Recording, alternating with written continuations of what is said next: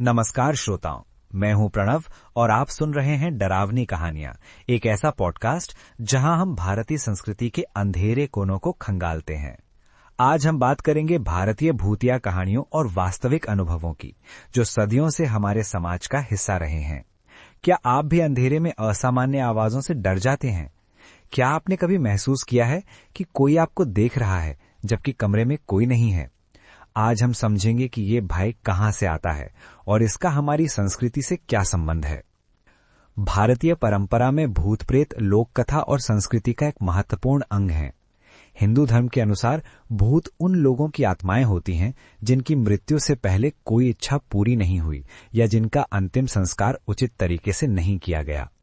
हमारे शास्त्र बताते हैं कि हिंसक मौत या अधूरे अंतिम संस्कार के कारण आत्मा भटकती रह सकती है और भूत बन सकती है। इस विश्वास की जड़ें इतनी गहरी हैं कि आधुनिकता और वैज्ञानिक प्रगति के इस युग में भी बहुत से लोग इन्हें वास्तविक मानते हैं। हमारे ग्रंथों में भूत और प्रेत के बीच अंतर बताया गया है। भूत वे आत्माएं हैं जो अतृप्त इच्छाओं के कारण भटकती हैं, जबकि प्रेत या पिशाच को अधिक दुष्ट प्राणी माना जाता है। गरुड़ पुराण और महाभारत जैसे ग्रंथों में इनका विस्तृत वर्णन मिलता है। ये मान्यता है कि पिशाच नकारात्मक भावनाओं जैसे भय, घृणा और क्रोध से पोषित होते हैं और अक्सर कब्रिस्तानों या परित्यक्त स्थानों जैसे उजाड़ क्षेत्रों में रहते हैं। लेकिन क्या आप जानते हैं, भारत में ऐसे कई स्थान हैं जिन्हें भूतिया माना जाता है।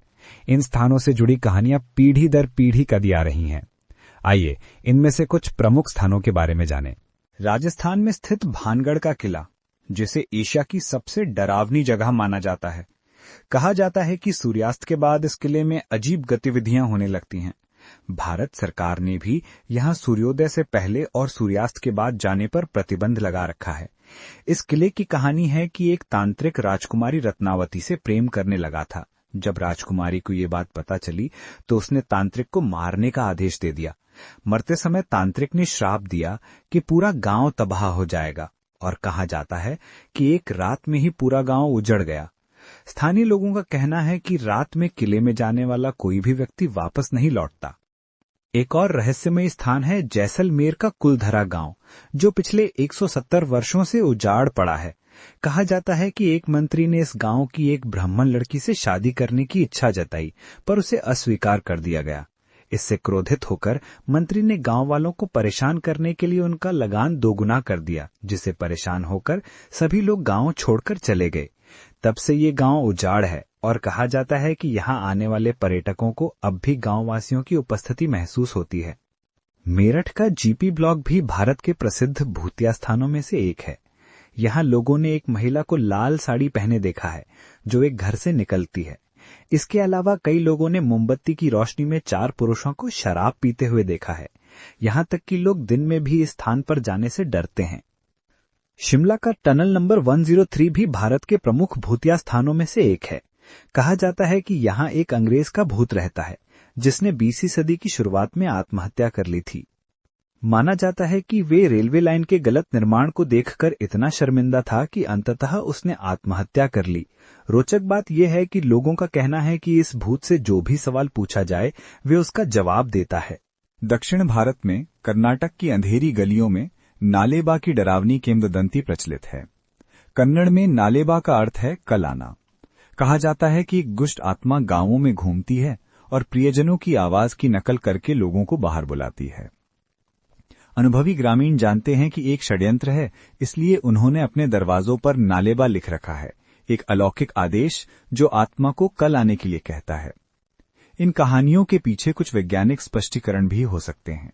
उदाहरण के लिए कभी कभी मीथेन गैस यानी CH4 जब ऑक्सीजन के संपर्क में आती है तो दहन की प्रक्रिया होती है और आग लगती है। रात के अंधेरे में ये प्रकाश भूतिया दिख सकता है। इसी तरह कई बार मनोवैज्ञानिक कारकों से भी इस तरह के अनुभव होते हैं। सामूहिक उन्माद, जो कि एक मनोवैज्ञानिक घटना है, में लोग समूह में एक ही भ्रम का अनुभव करते हैं। हालांकि वैज्ञानिक स्पष्टीकरण के बावजूद ये कहानियां हमारी सामूहिक स्मृति में गहराई से जड़ें जमा चुकी हैं। इनका सांस्कृतिक महत्व अनदेखा नहीं किया जा सकता। ये कहानियां केवल डर पैदा करने के लिए नहीं है, बल्कि वे हमें मृत्यु, परलोक और अदृश्य दुनिया के बारे में सोचने पर मजबूर करती हैं। वे नैतिक शिक्षा भी देती हैं, जैसे कि अंतिम संस्कार का महत्व या नकारात्मक भावनाओं से बचना। जब मैं इन कहानियों पर गहराई से विचार करता हूं तो पाता हूं कि इन्हें केवल अंधविश्वास कहकर खारिज नहीं किया जा सकता। वे हमारे सामूहिक अवचेतन का हिस्सा हैं, जो हमारे डर, आशाओं और आध्यात्मिक प्रश्नों को दर्शाती हैं। क्या मृत्यु के बाद जीवन है? क्या हमारे प्रियजन हमारे आसपास ही रहते हैं? इन सवालों के जवाब हम सभी अपने तरीके से खोजते हैं। श्रोताओं, आज हमने भारतीय भूतिया कहानियों और वास्तविक अनुभवों पर एक गहन विश्लेषण किया। हमने देखा कि कैसे ये कहानियां हमारे लोक विश्वासों, धार्मिक मान्यताओं और सांस्कृतिक इतिहास का हिस्सा है। चाहे आप इन्हें सच माने या न माने, ये हमारी विविध भारतीय संस्कृति की समृद्ध विरासत का एक अभिन्न अंग हैं। अगले एपिसोड में हम भारतीय पौराणिक कथाओं के रहस्यमय पात्रों का पता लगाएंगे। तब तक के लिए सावधान रहें और अंधेरे में अकेले न जाएं। मैं हूं प्रणव और ये था डरावनी कहानियों का एक और एपिसोड। धन्यवाद और शुभ रात्रि।